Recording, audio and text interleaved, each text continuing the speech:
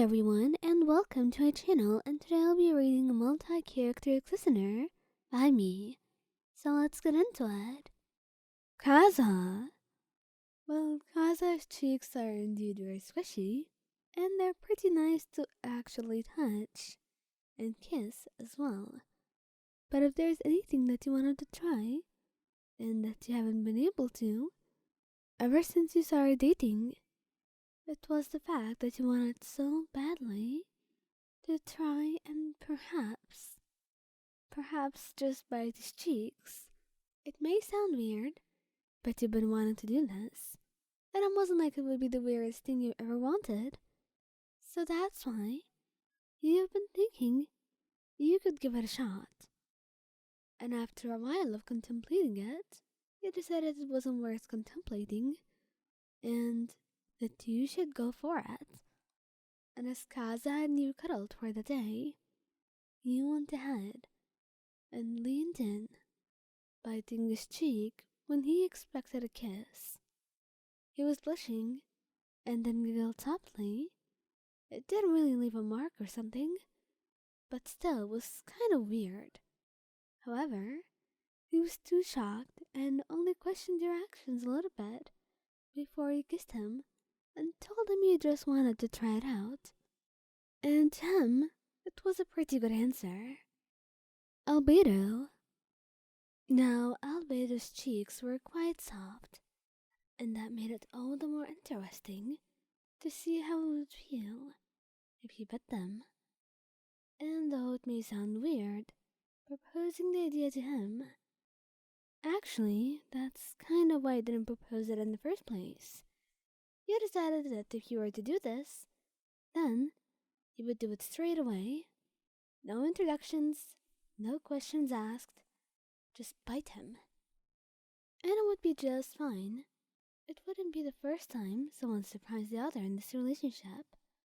After all, Albert made it his job to surprise you many times.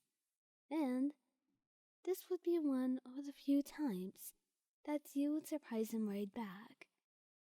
That's when you decided that you should bite him, and you ended up doing so. And Albedo was looking at you, questioning everything. "Why on?" he asked, trying not to laugh, and you were blushing as you looked at him. "Is there something wrong, Albedo?" "No, but at least give me a warning next time." "May I do that to you too?" he then asked, and you laughed softly, letting him bite your cheek in return. Venti? Oh, Venti has the cutest, most biteable cheeks. So of course you wanted to bite them.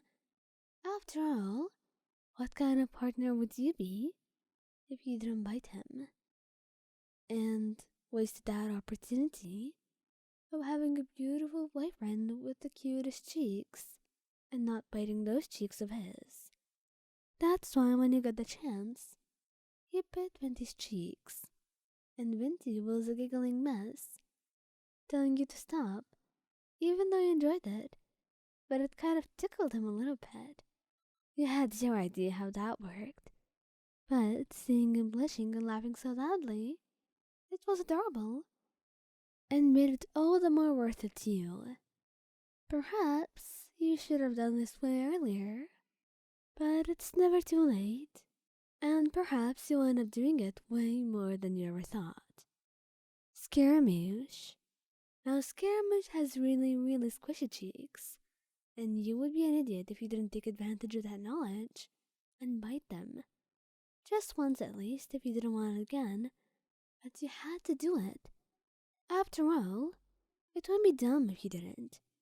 Those cheeks were absolutely the cutest, and something about them when he would just pout made them even cuter. So that's when you went up to him all of a sudden, when he was pouting and sulking away from you, and bit one of his cheeks. And suddenly, it got so red that you almost worried. "Lion, what are you even doing?"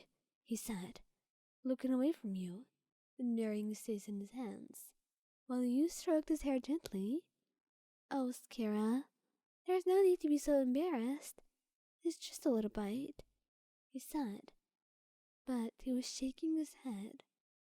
It's not just a bite, it's embarrassing, he responded, and he sighed softly, hugging him gently and apologizing. But in the end, when he asked him again after he was feeling a little bit better, he told you it wasn't that bad, and that you could do it again if you wanted. Thankfully, Tighnari. Now, Tighnari is an absolute sweetheart, and you wanted to bite more than simply his cheeks. But this time, cheeks was the actual target, and you just wanted to bite it once. Just once. And hoping that he doesn't mind, he went ahead for it. But he was quite shocked, his eyes going wide for a moment, before he turned towards you once you pulled away, with a questioning look. "Wyan," he said, feeling like that's the only thing he could say because he had so many questions and he could not quite put them into words yet. "What is it?" you ask nervously. But then he laughs. "Well, that was a little bit weird," he says for lack of better wording, and you laugh along with him, kissing his cheek that you just bit, and wrapping your arms around his waist. "Well, your cheek is as soft as it seems to be," you said, and he laughed. "Well, that just got weirder, I think. I'm starting to be afraid you may eat me one day," he says jokingly, but honestly, he's so cute that you could probably do that. Not really, just as a joke. Xiao? Somehow he has the squishiest cheeks, like the cutest ones, and you can never resist the urge to bite them. So after deciding to be brave for once, he went ahead one day and bit his cheek, and he was a blushing mess, shocked as he looked at you. "Wyan, what is this?" he said, blushing too brightly, while you only gave him a soft smile. "It is what it seems, Xiao. I just wanted to bite your cheek.